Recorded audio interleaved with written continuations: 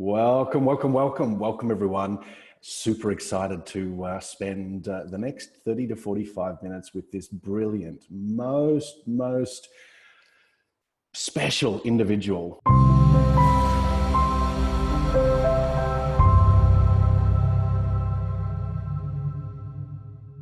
Lisha Antiqua, a friend of mine that we've been sort of dancing with each other a little bit over the last couple of years in the work that we both do.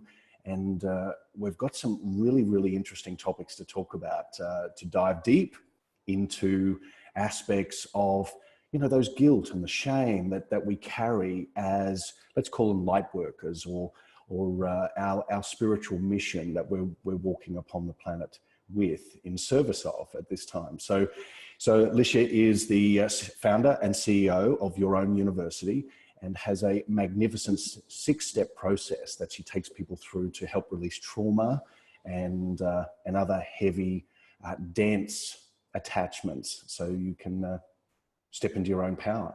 So you're all the way, taking this call right now, all the way from Alaska. I am. Yeah, it's great to have you. Welcome. Yeah. The A's at the tip of the world. A's, absolutely. We're encompassing the globe. Big globe hug. That's right. Let's start it out. So let's give those people that are listening just a brief background on who you are, where you've come along your journey so far.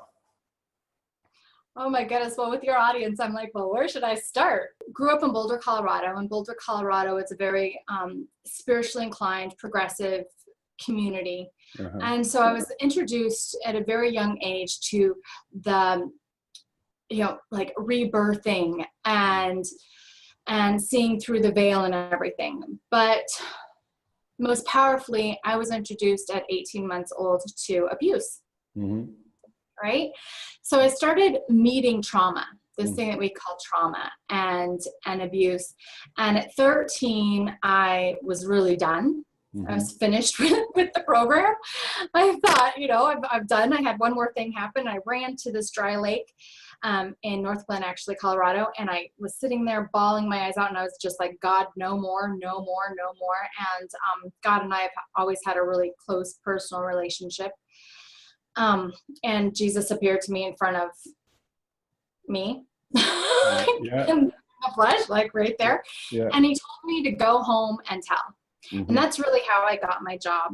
At that moment, it was very literal, like go home and tell. And I had been telling since I was 4. Like I'd been telling in different ways, even like totally, like honestly, for a long time, with nobody listening. This time, everybody listened. Within a week, my entire life changed. Both sides of my family, generational stuff started being broken. The healing process began.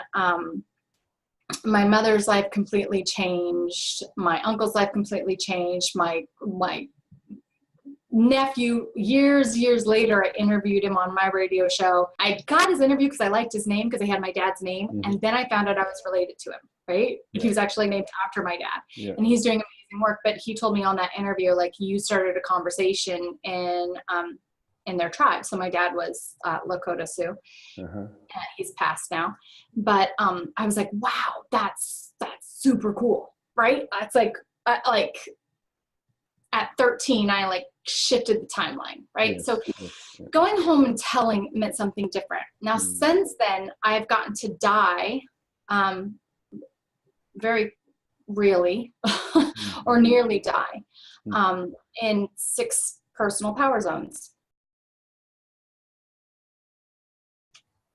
And so physically I had cancer, mentally I had PTSD and depression that caused me some suicide stuff.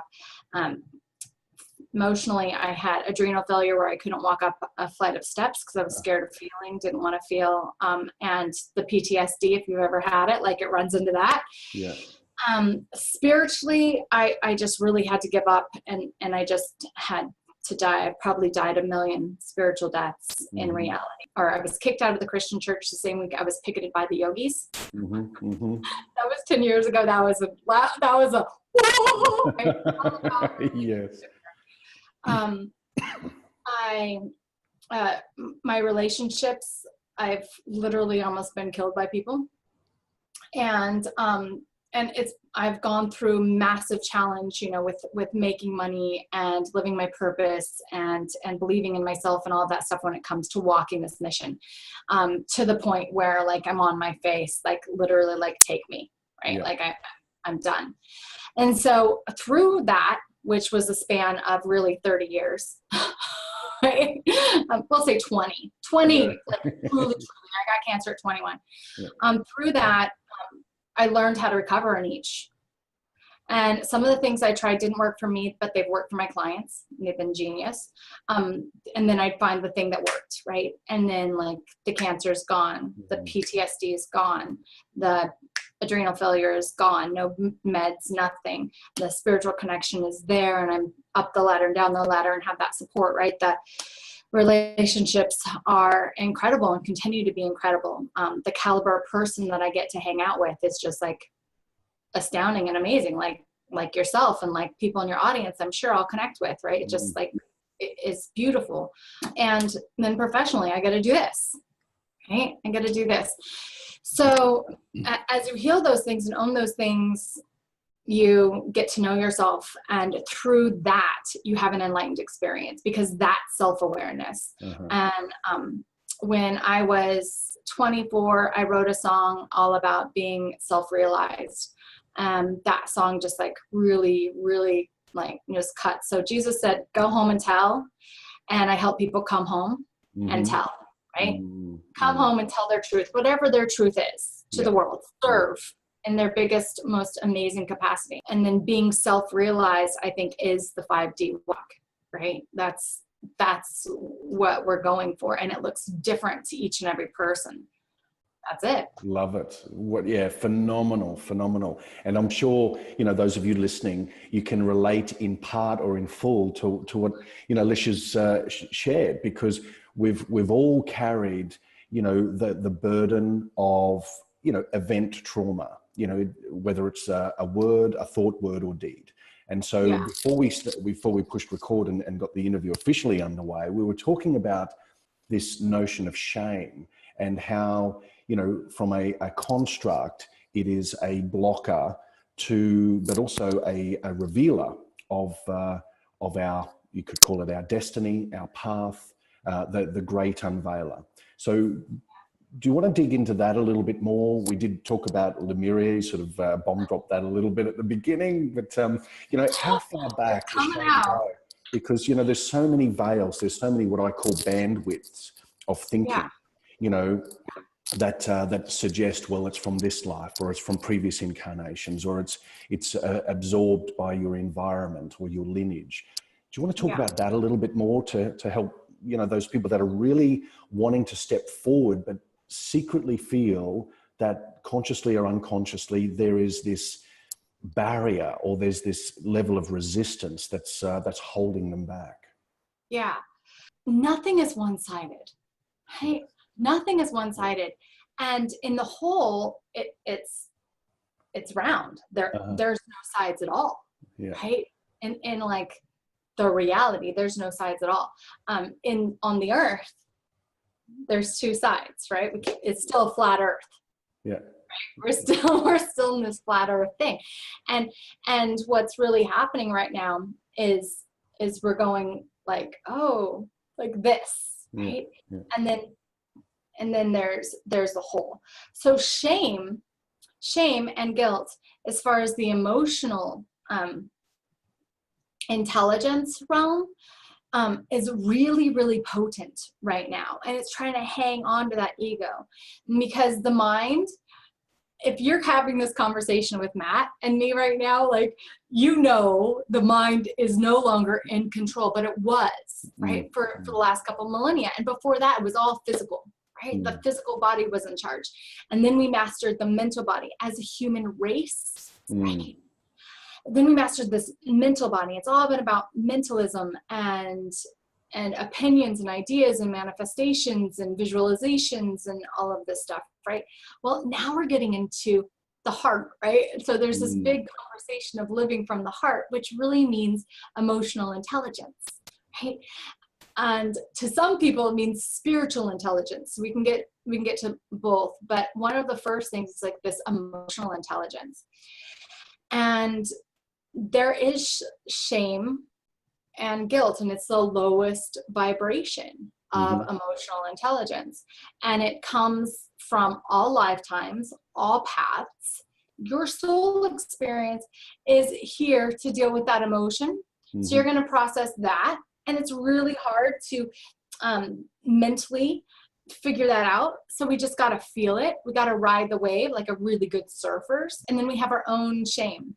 And there's so much false shame. I was talking and listening to a conversation the other day, and you know, this woman was just downtrodden because she's like, well, I'm not enlightened enough.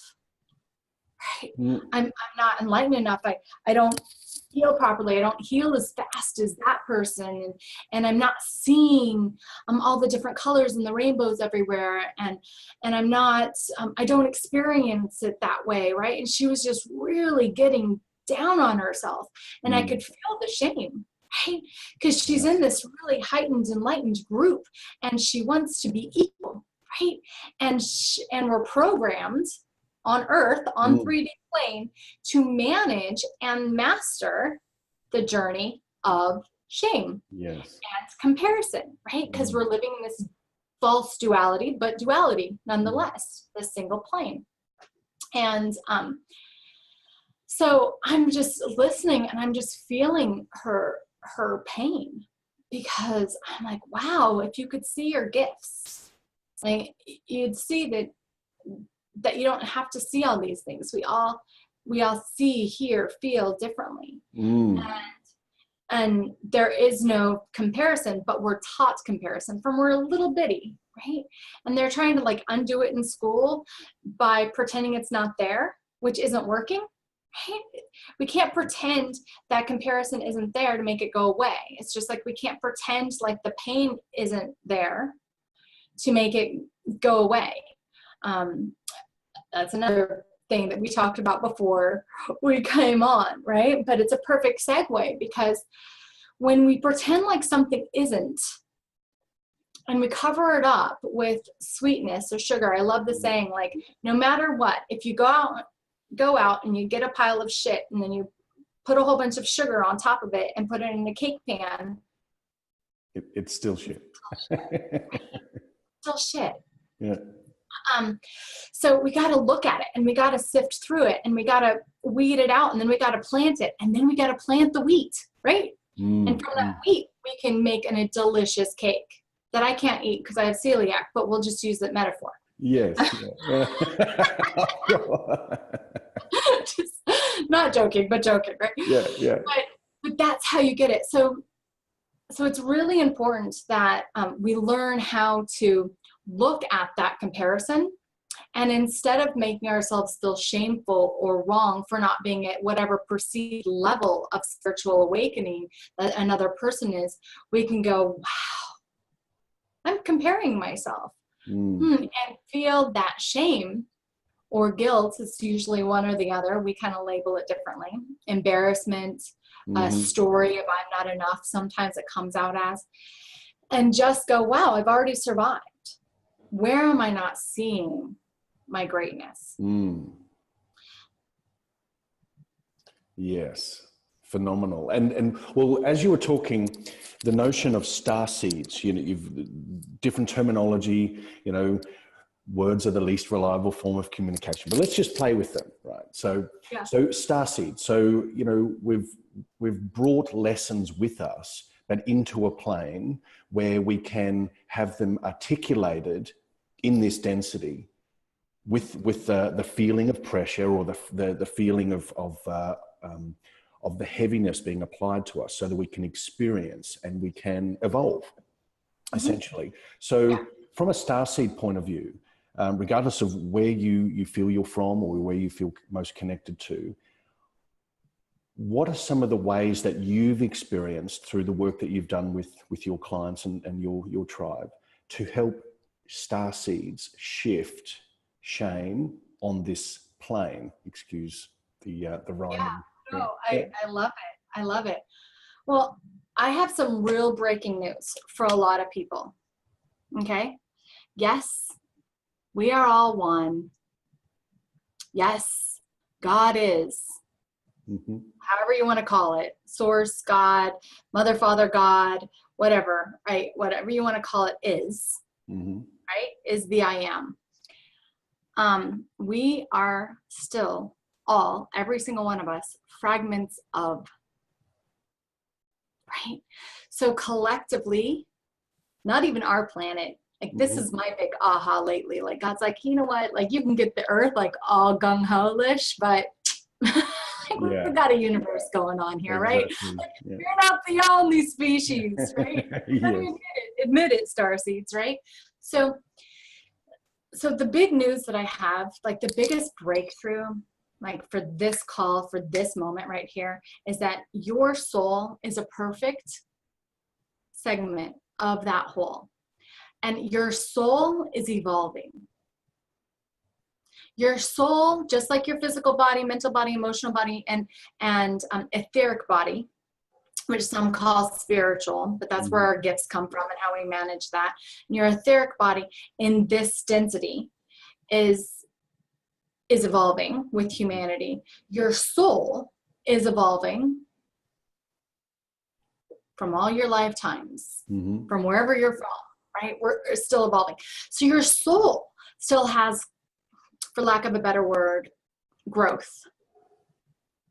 Oftentimes, the biggest shame is this disillusionment of disconnect. Now, the soul does disembody from this physical form, right? And that's something that I help people with. If you've gone through trauma and you have a disembodied soul, you feel like, oh, I literally can't get in to control my body, mind, spirit, and etheric realm.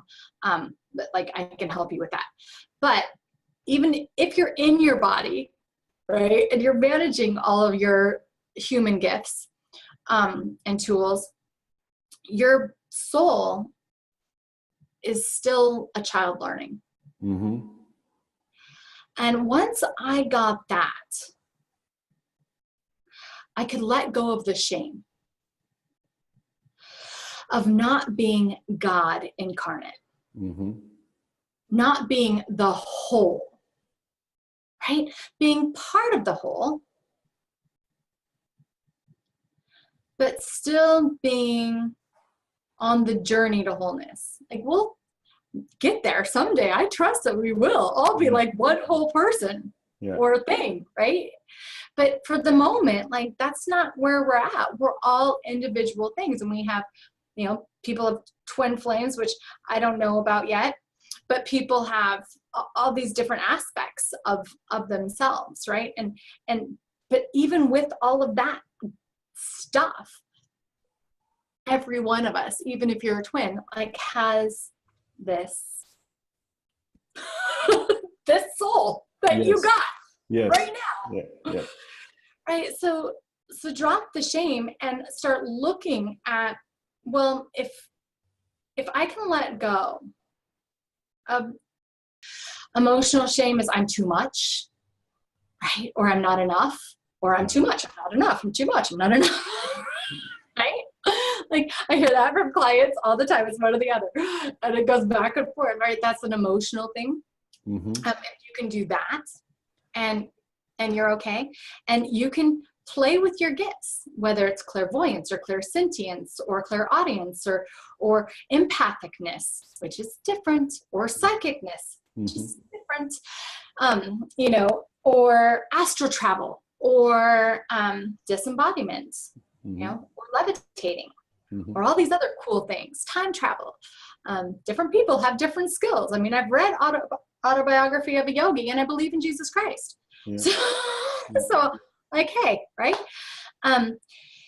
And so, like, if you have those skills too, like, that's great, but you manage them from this place of soul, not from the place of body, not from the place of mind, not from the place of emotions, not from the place of gifts or astral body, right? From the place of soul. And soul isn't, oh, I remember everything and I'm all perfect and I'm constantly happy. and everything is peaches and roses, and I manifest on a dime, and like, I mean, it just isn't that. Yeah, I love that. I love that. Because what is presented to us quite often in, I guess, knowledge, teachings, processes or methodology, is to look at things as a layer cake. I've got to get through layers and layers and layers and layers. And one of the big energies, or the biggest energy that I feel personally that we've been transcending into, moving into, is to usurp these old, slow methodologies. And when you speak of the soul, it is to go to source. It is go to the prime, and work from there. And through that, you can distill the wisdom that you're here to remember, to awaken, to apply. Because as we all know, knowledge is one thing, but without application, it doesn't translate. And so we've got to be placed into situations and circumstances to help that move up as a geyser in our awareness.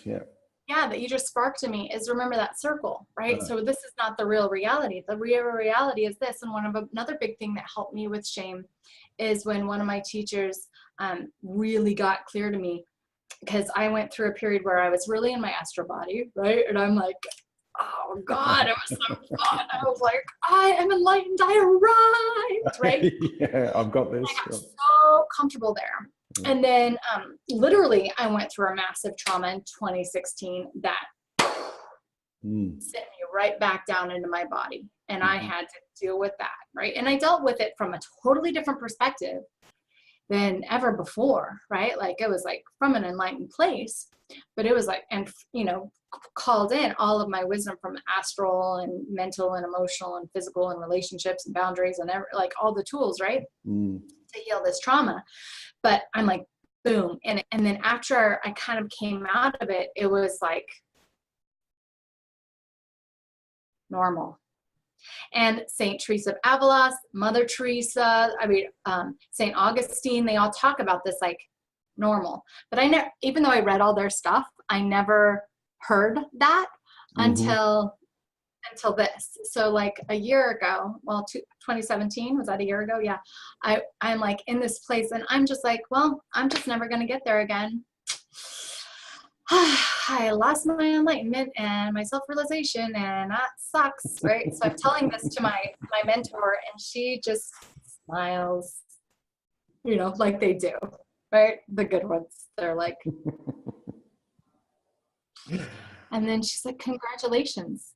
I'm like, what? She's like, well, you just handled a physical experience in an enlightened way. And I'm like, what do you mean? She's like, well, you don't need all the bells and whistles. You don't need all the affirmation of the fun stuff. I mean, I still love when portals open and others show up for me everywhere. And like, believe me, like I totally get off on it. I absolutely love it. Like, but if it doesn't happen now, it doesn't mean I'm doing anything wrong. Nice one. Right? It just means that I'm at that different level. I'm at the lower rung again. And with this level of enlightenment and this level of self-mastery, I'm going to go up the rungs again. And I'll get to that place where I'm in samadhi and I'm like, oh my God, and it's going to be more fantastic this time than last time. And as soon as I get there and I get it and I realize it, as long as I'm alive, I'll most likely come right back down to the physical and have to, deal with something physical. That's because right. That's as long as we have a body. Yeah. Right. That's the human walk. And I'll deal with it though from that place of like remembrance, right? From that place of like more enlightenment.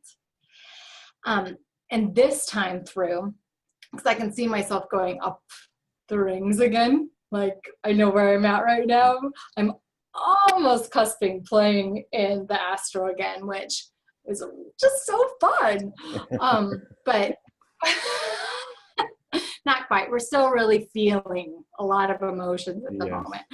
A lot of emotional healing going on. But I'm closer, and that's like ultimately my favorite rung at the moment. But every time that we get to go up it, like you get to remember. So that's another thing to let go of shame. If you're dealing with real physical stuff, whether it's security, like home, money, food, or having children, or planting a garden, right? Like anything physical, right? It doesn't have to be negative. Just physical stuff is in your reality. Paying bills, right? And it's like it just keeps coming and keeps coming, and you're like, whoo, you know, even if you have all the money in the world to pay every bill, and it's like, woohoo, look at me paying the bills, right? It's still like, all right, like here's the physical realm, and I'm doing it. That's really good.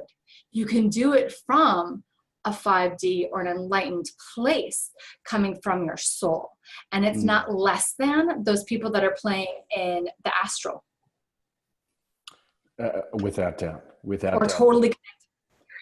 And it's most important, and this is a perfect segue into what we were talking about before the interview about transmuters, and we're each playing a role.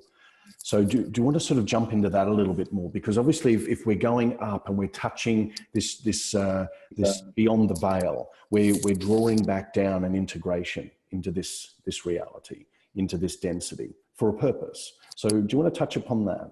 Knowing your spiritual gifts, your soul's job is going to give you the sense of fulfillment. And there's really 12 major of light workers.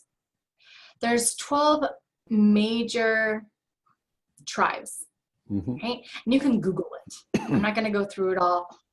You can Google it. There's really fancy ones like grid workers and gate openers and light showers and Akashic record people and people that literally just hold the light and love. Like you'll know those people if they're not matured yet.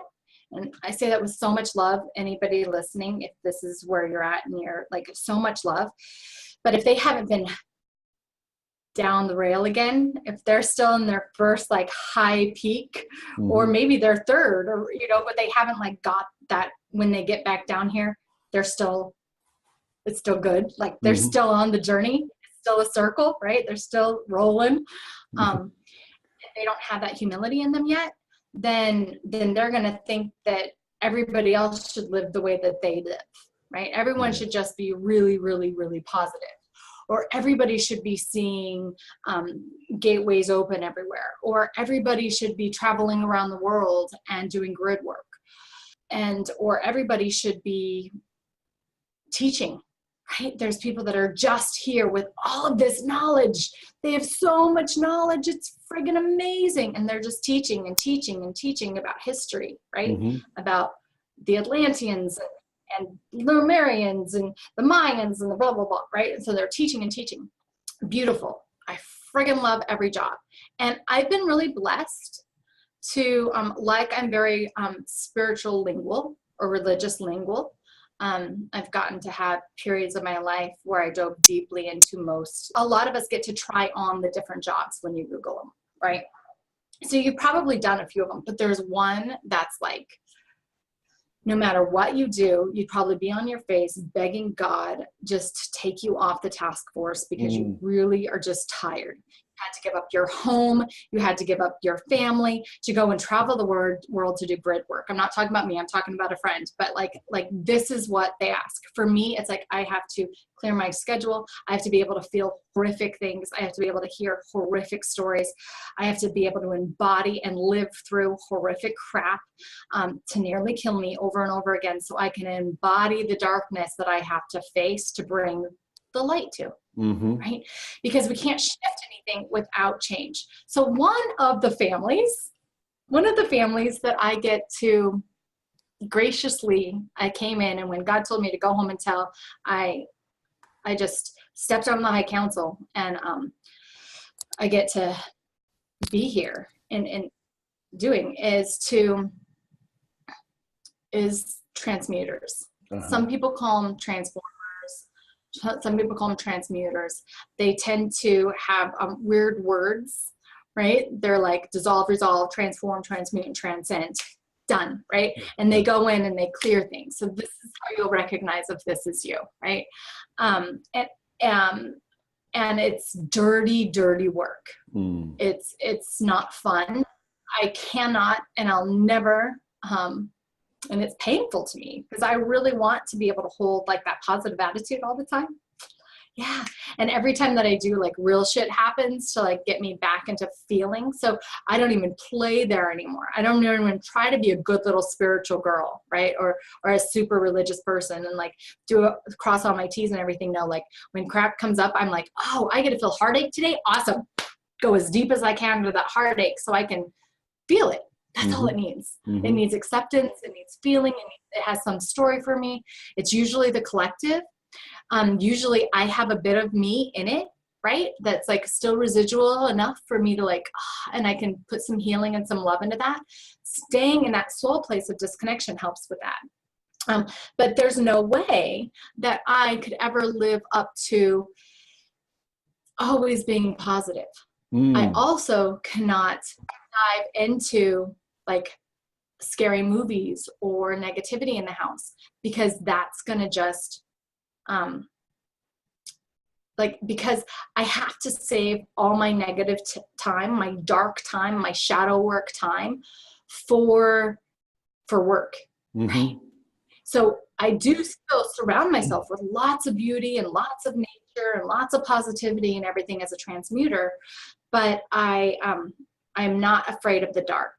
And I'm not afraid of shadow work. So if you're a shadow worker, if you like have these sayings and you want to transmute stuff and you want to work through all times, dimensions, spaces, and realities and all timelines and genetic coding and nurture coding and all of this, like you may be a transformer. And I do a training around that for transformers. So you can learn how to utilize your physical, mental, emotional, etheric bodies to really help other people clear in relationship and live your purpose, right? Your soul purpose. It's very hard for us transmuters to hold down jobs, typical jobs, because time. So setting up your calendar is really important. I have time in the morning and time at night. And when I don't have that alone time, like I have more stress. Now it's just stress because I need that alone time so I can go into whatever fucking feeling I'm having and witness it, love it, and let it go. Yeah. And it could be a story. It could be whatever. And it comes to me left and right. I'm also very empathic, and most light workers are, right? And it doesn't matter what your job is, we're very empathic. So grounding, clearing, all those normal things are really important for us. But taking a quality time to do your work where you're not afraid, you don't sugarcoat anything, you have the crap and you dive into the crap and you spread out the manure and you create fertilizer with Mama Earth so other people can come in and plant those seeds. Yes. And that's part of the role. My job. That's part of the role. And that's the sum total of all parts is one. And so we are each a shard of God or of the one infinite creator, whatever it is. And so beautiful. I love that. So we're playing a role. We're playing a very important function in humanity's development and evolution, but also cosmologically beyond time-space realities, where we can be trapped in this linear concept of time that says, well, I'm only being influenced by what is here and now, or what is directly linked to me through bloodlines, which is just, that's a whole nother conversation. And so I love where you've gone with that, because, especially making ourselves available for processing. Because when we put ourselves in the busyness of other schedules, we are not making ourselves available because maybe there's a shame or there's a guilt coming in that's saying, well, I need to be over there at this time because I need to be for other people, or I need to pay the bills, or whatever it may be. But setting up. Or in the meditation or the grounding work, we're trying to be really positive, right? And Yes. and if you are doing shadow work, you like creating, or you are a transmuter, like creating that time to like be in it is good without feeling guilty. Like that is the juice. That's where your light shineth the most. Yes. That's where your I am presence comes through. So I also have my mindset practice, and I have my arrival practice where I get to be in the bliss, right? I'm like, oh, tapping into the bliss and like working with people, loving people, and hanging out and being a rock star. And then I have my own clearing practice, right? That we all do. It all takes like 5 seconds, all of it, right? But then I have a little extra time just in case I need to hang out with heartache for a little longer. Because shame, guilt, heartache, fear, disappointment, abandonment, all those death, body death, betrayal, all these low density guilt, shame, the 7 deadly sins, all of those dense things. The trick is they move slow. Yes. And we often try to speed them up like we can with the higher density things, like enlightenment and love and visualization and acceptance. So bringing acceptance into it, like accepting the feeling, is going to speed it up a little bit. But just know, like, body death vibrates higher than shame. Yes. Right? So it's gonna move like mud, like quick, like not even quicksand, like really sticky Alaskan soot mud, right? And that's where you get to just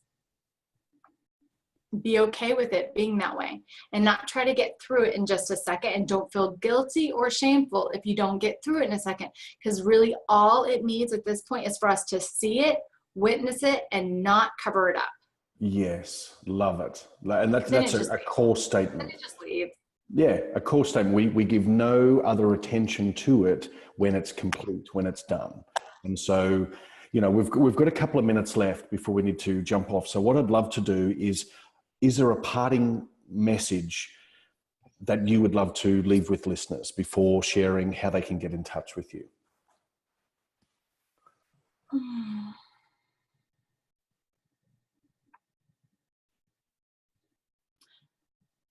The 2 things that always come to me from your own university is that your life as a whole has great meaning. There's your soul lesson in your life, right? So studying yourself is important. You are your greatest asset is one of the things that I say a lot, and it's true. Like, you're your greatest asset. So however it is, investing in time, money, whatever, like, know who you are, know who you are, and use your timeline, your life experiences, good and bad, shadow and light, to just explore, be the great explorer of you, because only you can. Like, literally nobody else on the planet can do that work. And the other piece of that is that you are enough. Wonderful. I mean, you are enough. Love it. Love it. Geez, so we've just touched the surface of the real work. And so if people want to get in touch with you, how can they do that? Where can they find you? Well, they can get in touch with me personally through my website. There's a contact link there, and there's also some gifts about re-embodying the soul, and if you've gone through trauma of any sort, and that is at lishaantiqua.com. And then I have trainings for practitioners and light workers around the 6 personal power zone methodology and coaching. These are certification programs utilizing either yoga or coaching methodology. And we have different programs in there, and even college credit through Gateway University. And that's at Your Own University, all spelled out, yourownuniversity.com. And you can learn about me at either place. Excellent. Excellent. Love it. I highly recommend people get in touch with you. There's just such a vast deep well of wisdom and experiential knowledge, you know, that you can help people with, because you get it. You're in it, you get it. It's not like I've climbed to the top of the pointiest mountain, I'm now wearing a nappy and I'm devoid and removed from reality that you know it as. You're in it. You know, it's really, really delicious, excuse the pun. So it's fantastic. Thank you. Fantastic. So thank you so much for your time. It's been one of many. Thank you, Matthew. Thank you, everybody. Unpack. Yeah, we can unpack more and more and more together.